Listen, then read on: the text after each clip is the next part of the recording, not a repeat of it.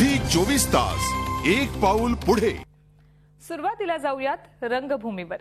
एका लग्नाची गोष्ट हे नाटक आता पुन्हा रंगभूमीवर येते। रामनवमीच्या मुहूर्तावर प्रशांत दामले हे नाटक रसिकांसाठी पुन्हा घेऊन येत आहेत। कविता लाड आणि प्रशांत यांचं हे गाजलेलं नाटक पाहण्यासाठी रसिकांमध्ये सुद्धा उत्सुकता आहे। त्यामुळे 19 एप्रिलला हे नाटक रंगभूमीवर आणण्यासाठी प्रशांत दामलेंनीही कंबर कसली। एका लग्नाची गोष्ट सांगायला आता पुन्हा एकदा सज्ज झालेत प्रशांत दामले आणि कविता लाड मेडेकर। हे दोघंही आता आपल्या सोबत आहेत। पुन्हा एकदा रंगभूमीवर हे नाटक सादर होतंय। मला वाटतं जवळपास 2006 साली हे नाटक बंद केलेलं आणि आता पुन्हा एकदा हे सुरू होत आहे। काय सांगाल प्रशांत, तुमच्यापासून सुरुवात करते, किती एक्साइटमेंट?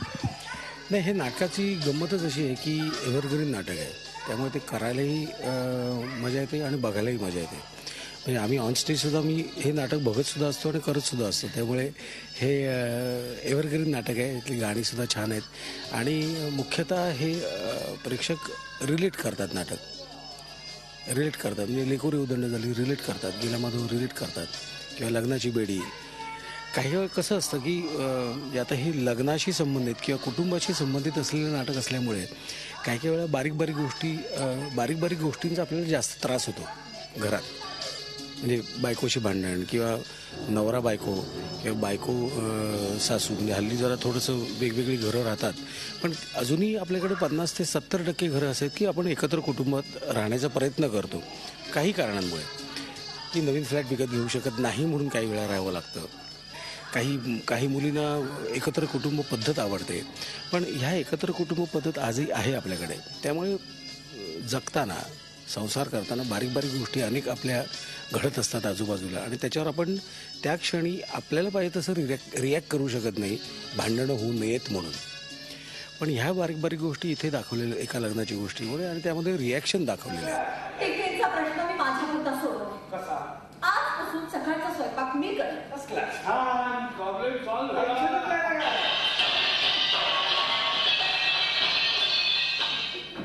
अरे देवा, हे काही लोकांना पसंत नाही असं दिसतंय।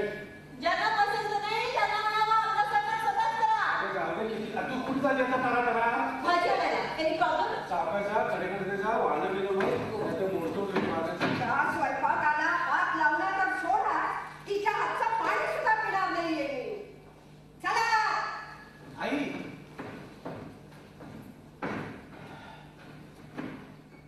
त्याच्यावर म्हणजे सून एखादी चुकीची गोष्ट केली तर सासू त्याच्यावर रिॲक्ट होते। मी चुकीचं वागलं तर सून म्हणजे बायको रिॲक्ट होते, ती चुकीचं वागली तर मी रिॲक्ट होते। रिॲक्शनचा भाग आज संसारात कमी झालेला आहे, कारण चर्चा नको, भांडणं नको, डोक्याला शांतता असू दे।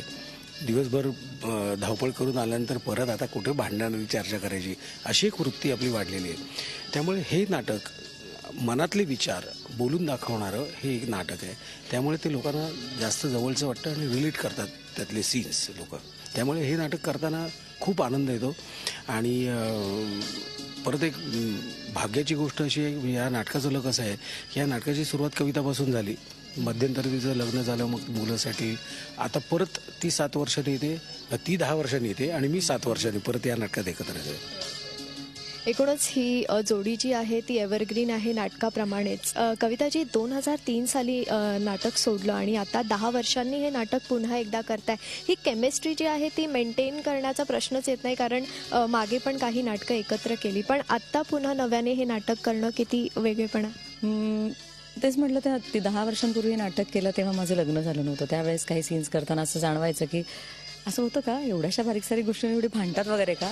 10 वर्ष लग्नाला झाल्यानंतर लक्षात येतात की त्या बारीक सारी गोष्टी खूप महत्त्वाच्या असतात आणि आपण त्यातून गेल्यानंतर लक्षात आहे की खूप अगदीच छोट्या गोष्टी असतात, बट दे डू मॅटर। तर त्यामुळे मला असं वाटतं ती एक थोडीशी समज घेऊन आत्ता 10 वर्षांनी काम करता येईल मला। प्रशांत आता म्हणाल तसं की हा विषय जो आहे की लग्नाची गोष्ट, की प्रेम म्हणा, लग्न म्हणा, संसार, हे कायमच असणार आहे। 10 वर्षांपूर्वी लोक रिलेट करत होते, आत्ताही रिलेट करणार, मला खात्री आहे की 10 वर्षांनंतर सुद्धा रिलेट करतील। तर त्याच्यामुळे हा विषय काही जुना होईल, आउटडेटेड होईल अशी भीती आम्हाला नाही आहे. नाटक अर्थातच जसं प्रेक्षकांनी या नाटकावर प्रेम केलं तसंच आम्हालाही सुद्धा हे नाटक अतिशय आवडतं आहे. म्हणजे खरं सांगायचं तर 10 वर्षांनंतर काम करताना अगदी मला विचारलं नाटक आठवतं आहे का, तर सगळं नव्हतं आठवत, काही ठराविक गोष्टी आठवत होत्या. पण आत्ता ते सीन्स करत असताना नाही मी इथे असं काहीतरी करायचं आहे, इथे माझी ही जागा होती आणि मग तुझी समोरची अशी रिॲक्शन होती, मग ते आपण पुन्हा रिवाईव्ह करायचा प्रयत्न करतो. सो मस्त वाटतंय, मजा येते पुन्हा एकदा. नाटकाचं खरं तर USP आहे ती गाणी, तुम्ही गायलेली गाणी, मग ती सुख म्हणजे असो किंवा ही परी आसमानीची असो.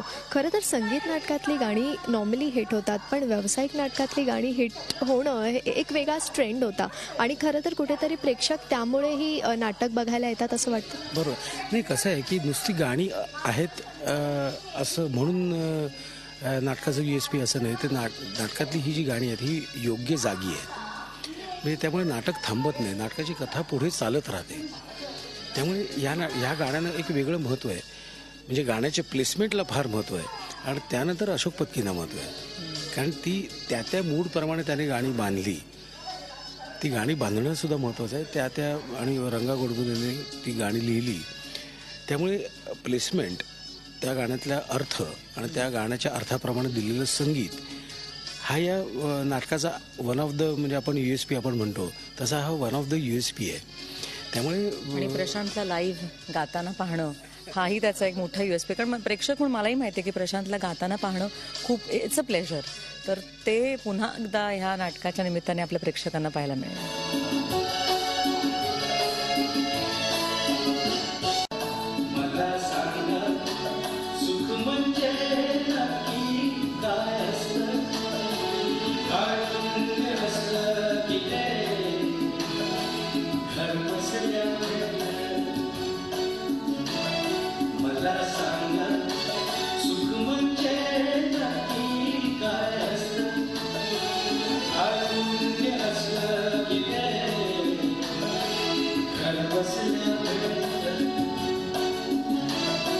नाटकात काही थोडेफार बदल वगैरे घडलेत, कारण आत्ताच्या पिढीला विचार करून किंवा आत्ताच कसं आहे की जरी मगाशी म्हटल्याप्रमाणे विभक्त कुटुंब पद्धती असली तरी प्रॉब्लेम्स तेच आहेत.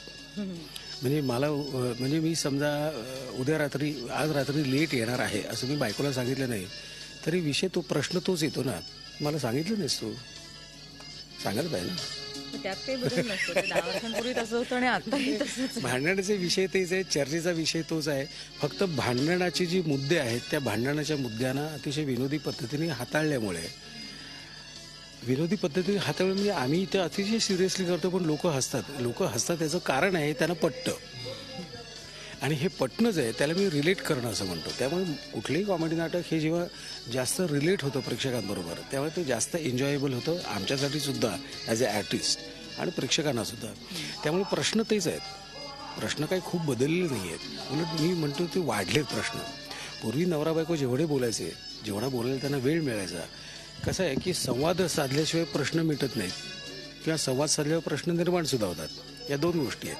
पण पूर्वी जेव्हा नवरा बायकोचे जेवढे संवाद साधायला वेळ मिळत होता तेवढा आज मिळत नाही आहे. त्यामुळे प्रश्न तेच आहेत, जेव्हा बोलायला असतात तेव्हा एकतर त्यांचे चर्चेचा विषय होतो किंवा हे राहिलं ते राहिलं तू असं केलं मी असं केलं हा एक विषय होतो. आणि खूप भांडण झाल्यानंतर खूप दिवस झाले आपण फिरायला नाही गेलो, खूप दिवस झाले आपण हॉटेलिंग नाही गेलो, असे विषय आहेत. त्यामुळे प्रश्न तेच आहेत. फक्त आता कसं झालेलं 10 वर्षापूर्वीची कविता यांच्यात त्यावेळी असलेली समज आणि आजची आमची असलेली समज ह्याच्यात फरक आहे. 1999 मंगेश कदमने हे नाटक डिरेक्ट केलं, त्याचं हे पहिलं दिग्दर्शन होतं. त्यामुळे त्यावेळी त्याने कन्सेप्ट जो घेतला होता त्या कन्सेप्टप्रमाणे आज त्याने वेगळ्या पद्धतीने किंवा फाईन ट्युनिंग आपण म्हणतो ना, फाईन ट्यून म्हणजे आपण आता तू रेडिओ बघितलास की नाही मला माहीत नाही, पण पूर्वी आम्ही बर्फीचा जो रेडिओ होता तो फाईन ट्युनिंग झाला की मग गाणी लागायची, नाही तर बाबा आजूबाजूला असे वेगवेगळे आवाज येत राहायचे.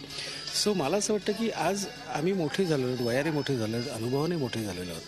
त्यामुळे या नाटकात प्रत्येक विनोद हा फाईन ट्यून केलेला आहे. आणि मला असं वाटतं की आत्ता या क्षणाला ह्या नाटकाचं हेच नाविन्य आहे, कारण फाईन ट्यून्ड असणं हे माझ्या दृष्टीने फार महत्त्वाचं आहे. नाटक लवकरच रंगभूमीवर येणार आहे, प्रेक्षकांना पाहायला मिळणार आहे. आत्ता या क्षणी काय सांगावं असं वाटतं प्रेक्षकांना? प्रेक्षकांना एवढेच सांगेन की ज्या नाटकावर तुम्ही इतकं मनापासून प्रेम केलं ते नाटक पुन्हा एकदा आम्ही तुमच्यासमोर सादर करतोय, तर जरूर या. नाही, प्रेक्षकांवर माझा पूर्ण विश्वास आहे आणि मी एवढंच सांगू शकेन की हे नाटक नुसतं बघण्याचं नाही तर ऐकण्याचं सुद्धा आहे. आणि मी माझ्या परीने आणि आमची संपूर्ण टीम, कविता आणि ह्या सगळ्या कलाकारांच्या वतीने मी तुम्हाला सांगू शकतो, तुमची 100% मनोरंजनाची खात्री आम्ही देतोय. ही केमिस्ट्री तर लवकरच तुम्हाला पुन्हा एकदा पाहायला मिळणार आहे. पण जाता जाता प्रशांत, तुमच्याकडनं 1-2 ओळी या 2 सुपरहिट गाण्यांपैकी एक. मला सांगा सुख म्हणजे नक्की काय असतं, मला सांगा सुख म्हणजे नक्की काय असतं, काय पुण्य असलं की ते घर बसल्या मिळतं, मला सांगा. झी 24 तास एक पाऊल पुढे.